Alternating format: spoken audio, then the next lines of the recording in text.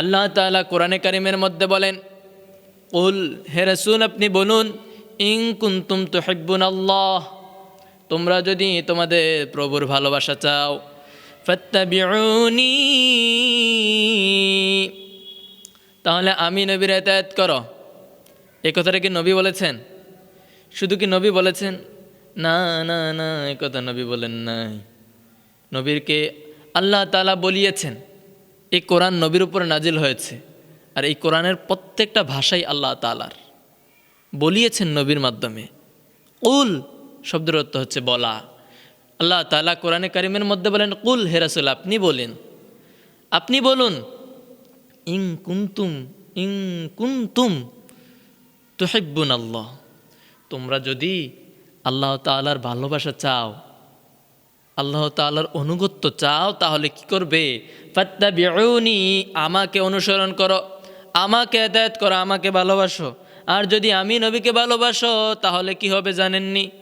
তখন আল্লাহ তাআলা কোরআনে কারিমের মধ্যে বলেন, ইউহিব্বিকুমুল্লাহ, তোমরা যদি আমার নবীকে ভালোবাসো, আমার নবীর অনুসরণ করো, আমার নবীর ইতাআত করো, তাহলে আমি আল্লাহ তাআলা তোমাদেরকে ভালোবাসবো। বলি সুবহানাল্লাহ। আমরা তো চাই এটা, আমরা এটাই চাই যে আমরা আল্লাহ তাআলার ভালোবাসা অর্জন করব।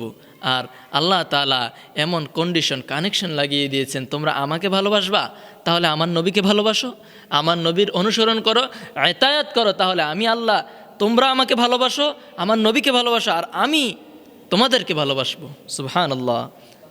প্রিয় হাজরিন, শুধু কি তাই? শুধু কি তাই না, শুধু তাই নয়, আল্লাহ তাআলা বলেন, ওয়াগফির লাকুম, ক্ষমা করে দেওয়া হবে, যুনুবাকুম, তোমাদের পাপ রাশি সমূহ, তোমাদের গুনাহ সমূহ। কেননা আল্লাহ তাআলা হচ্ছেন আল্লাহু গফুরুর রহিম। আল্লাহ তাআলা হচ্ছেন পরম ক্ষমাশীল, আল্লাহ তাআলা ক্ষমা করতে ভালোবাসে।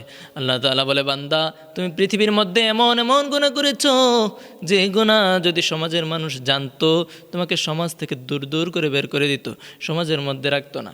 এখন অনেক মানুষ আমরা দেখতে পাই, সমাজের মধ্যে যদি কোনো বড় ধরনের অপরাধ করে তাকে সমাজ ত্যাগ করতে হয়। এমন অনেক অপরাধ রয়েছে আমরা প্রতিনিয়ত করতেছি, কিন্তু আমাদের সমাজের মানুষ জানে না, আমার ঘরের বিবি জানে না, ভাই বন্ধু বাবা মা কেউ জানে না, কিন্তু আল্লাহ তাআলা জানেন। এত অপরাধ করার পরেও আল্লাহ তাআলা আপনাকে আমাকে রিজিক দিচ্ছে, আপনার সম্মান আমার সম্মান আল্লাহ তাআলা বাড়িয়ে রেখেছেন, এখনও কমান নাই। আল্লাহ তাআলা বলে, বান্দা অনেক পাপ করেছো, তুমি যদি পাহাড় পরিমাণ পাপও করে থাকো, একবার যদি সেজদায় পড়ে যাও, সেজদায় পড়ে বলো, আল্লাহ শয়তানের ওয়াসওয়াসায় পড়ে গুনাহ করেছি, বুঝি নাই, পাপ করেছি, মাবুদ আপনি আমাদেরকে মাফ করে দেন, আমাকে ক্ষমা করে দেন, আমার আল্লাহ তাআলা ক্ষমা করতে দেরি করবে না। পড়ে সুবহানাল্লাহ।